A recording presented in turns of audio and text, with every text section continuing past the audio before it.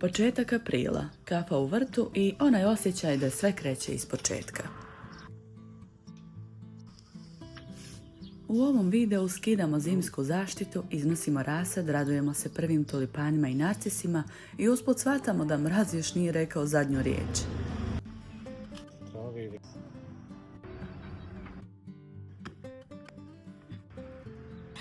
Sadnje, planovi, vrtni lukovi, malo nereda i kratki bijeg u prirodu.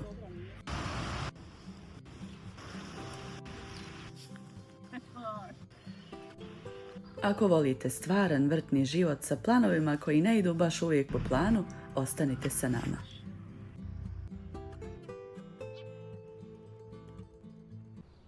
Početak aprila, kafa u vrtu i onaj prvi mir koji kaže da sezona polako počinje.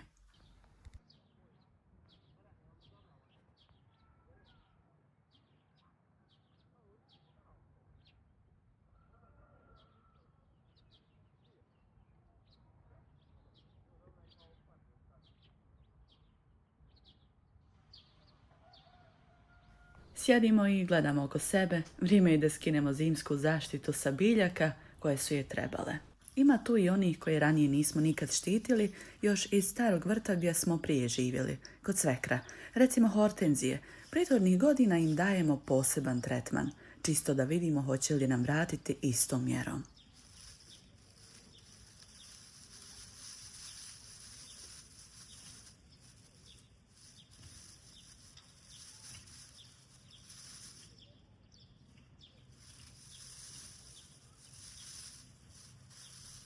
I baš kad pomisliš da je proljeće stiglo kako treba, u našem naselju mraz ima svoje planove.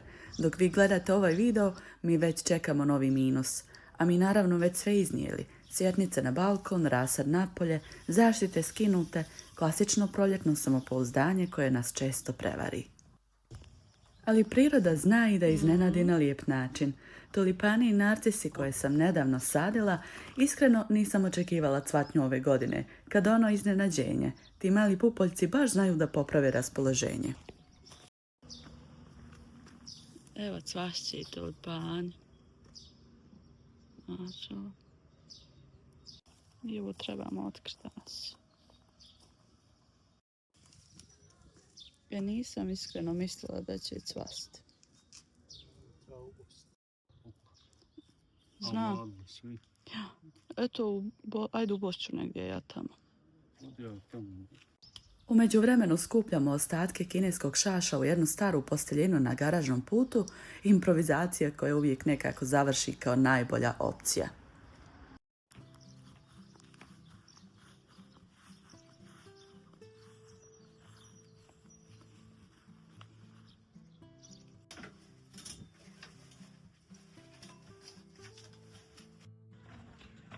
Armin nosi sušilo nazad na istočnu stranu dvorišta. Vraćamo stvari na njihovo mjesto, kao da pokušavamo uhvatiti neki red u ovom proljetnom haosu.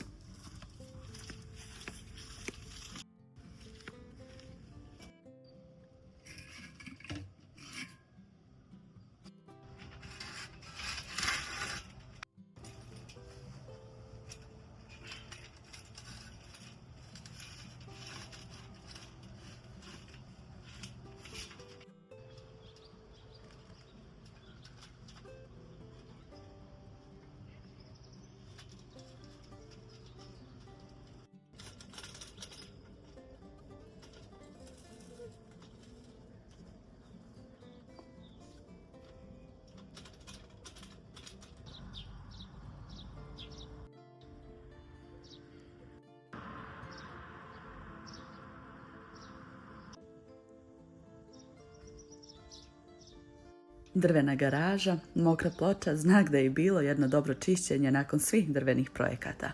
Tu ćemo privremeno smjestiti biljke iz prizemlja da se naviknu prije nego što ih presadimo i pronađu svoje stalno mjesto u vrtu.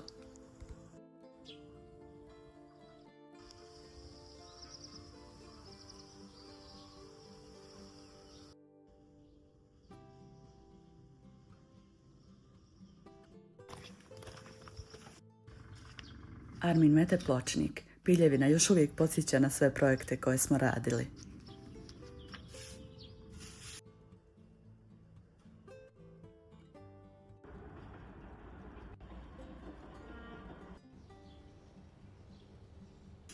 A unutra u prizemlju pelargonije i rasad povrća čekaju svoj red na izlazak. Neke su se baš izdužile, ali znamo već pikiranje će to srediti. Uvijek bude tako. Rasada se strašno izdužila. I ovo moram pod hitno dosuti zemlje i iznijeti van.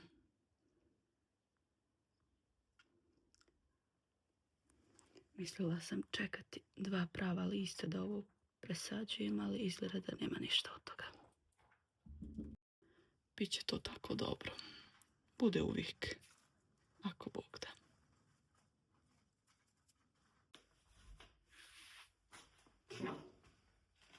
Uzeo sam ti zemlju. Evo. Svidlo? Nisam. Uj. Mislim da vidim.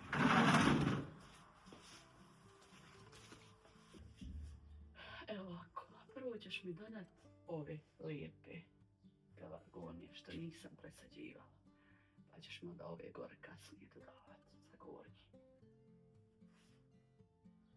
Ovo ću ostaviti unutra. Ovo ću isto iznijeti. I rasad neću još. Da prvo ili... Molim? Da bugenvileo to prvo smeta mi tu da... Ajde, ovo možeš ja i iznijeti. Ovo onda reći malo plučno da ne se bira.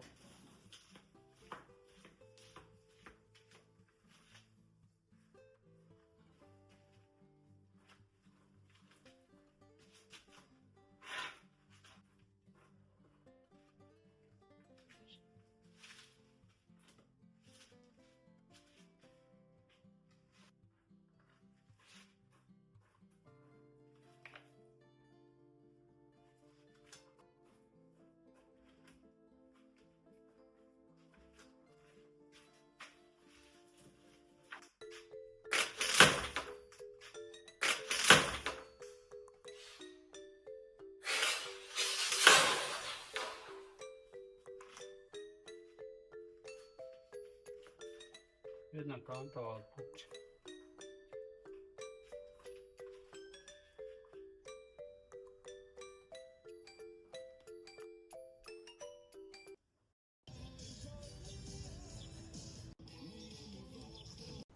Uz još jednu kafu pravimo planove. Gdje ide koja biljka i gdje ćemo smjestiti nova 3 vrtna luka.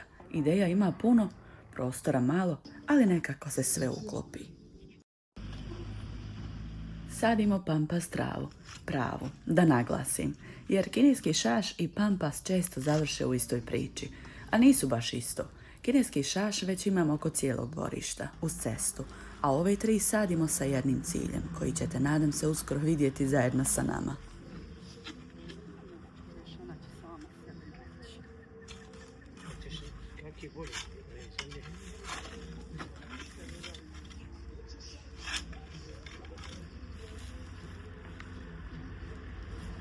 Armin kao i uvijek zadužen za kopanje jama. Kaže da sam ga zarazila biljkama. I vjerujte, ima tu istine. Vrtlarenje je stvarno zarazno, samo što nema lijeka osim još jedne biljke.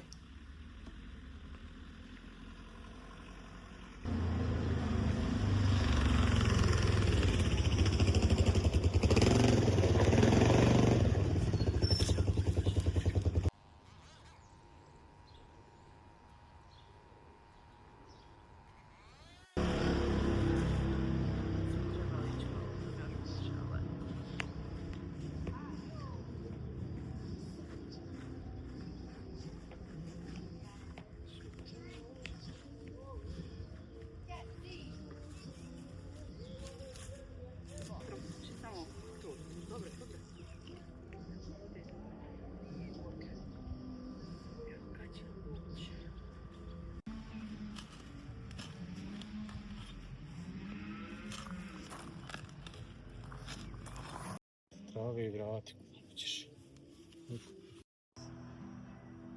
Evo vidiš knap.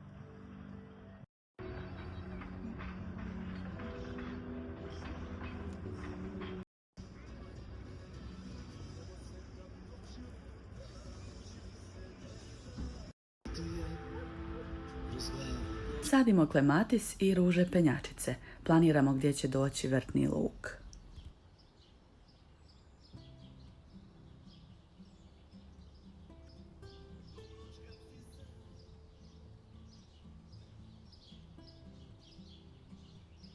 Tu je i Javor koji je prošle godine fino napredovao, ali nisam baš sigurna da smo mu izabrali idealno mjesto. Zemlja je teška, glinovita, a on više voli rahlo i prozračno. Vidjet ćemo ili ćemo njega prilagoditi ili zemlju. Pregovori su u toku.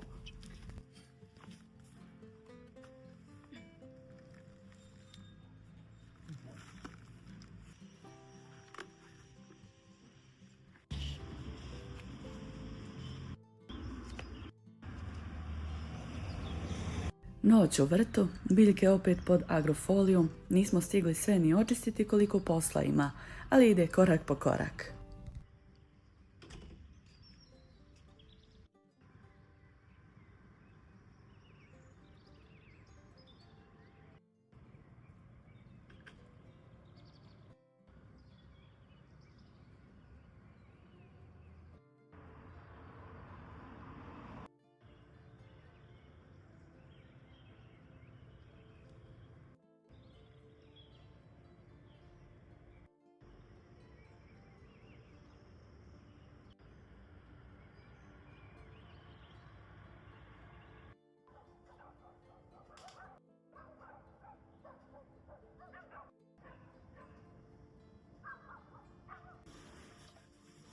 Unutra večernja rutina, savijanje veša u dnevnom.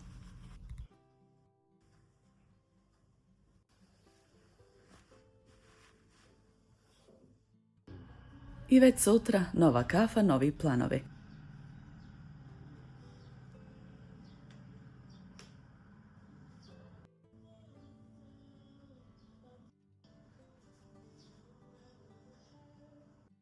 Armin sklapa vrtne lukove i polako ćemo da ih postavimo.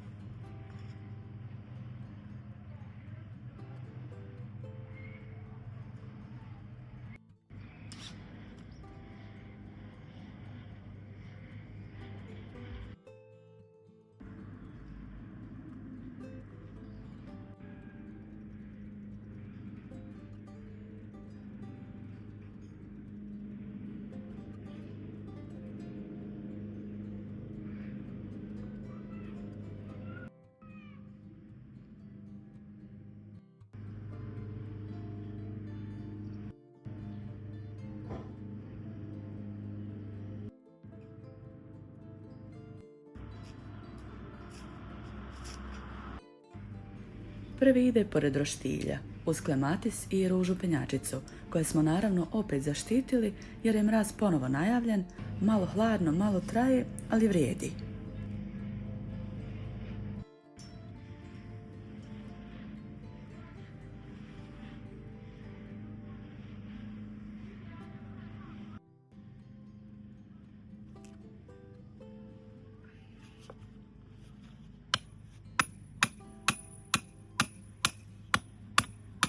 Ajde, još uzmem. A dobro, nije skroz, ali... Dobro.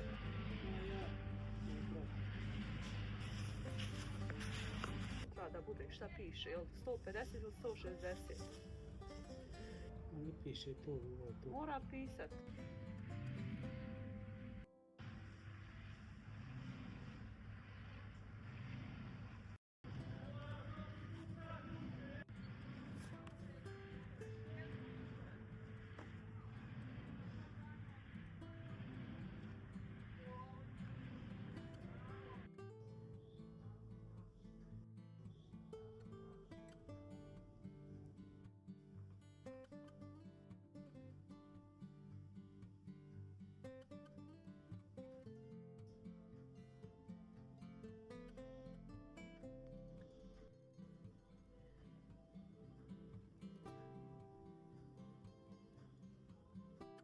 Jedan dan pauze od vrta nakon posla. Odlazimo u prirodu na jedno od naših izletišta u Banovićima.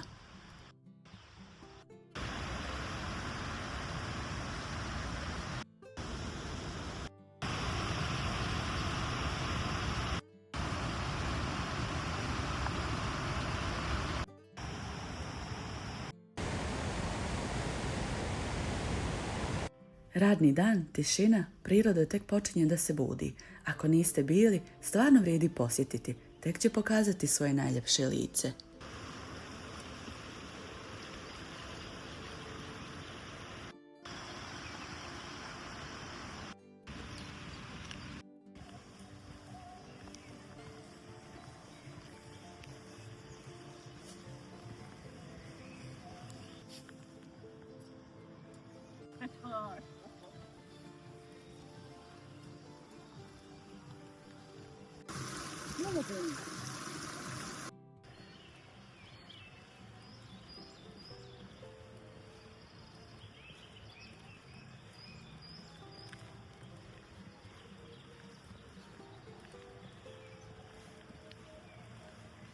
Jedino što je malo pokvarilo utisak je smeće pored kontejnera. Nešto što ranije nismo viđali. Možda zima, možda trenutak. Nadamo se da je samo prolazno. I opet nazad u vrt. Uz kafu završavamo lampice na jednom od lukova.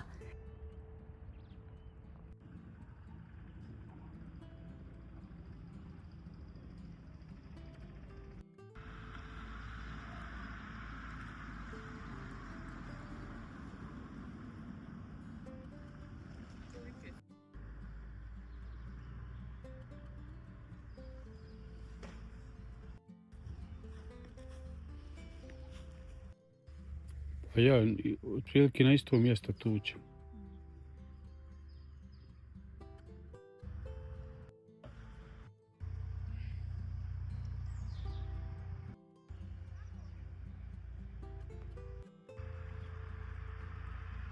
Nema, leži sve šup.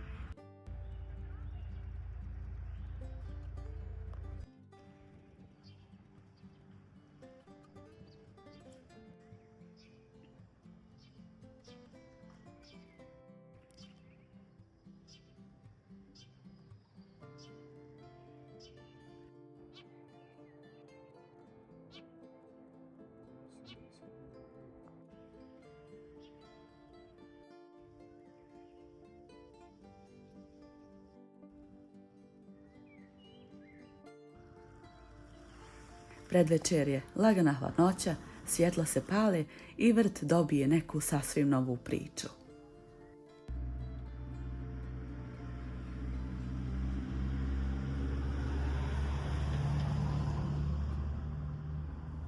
I tu negdje završavamo ovaj dan. Ili bar mislimo da završavamo, jer u vrtu, kao i u životu, uvijek ima još nešto.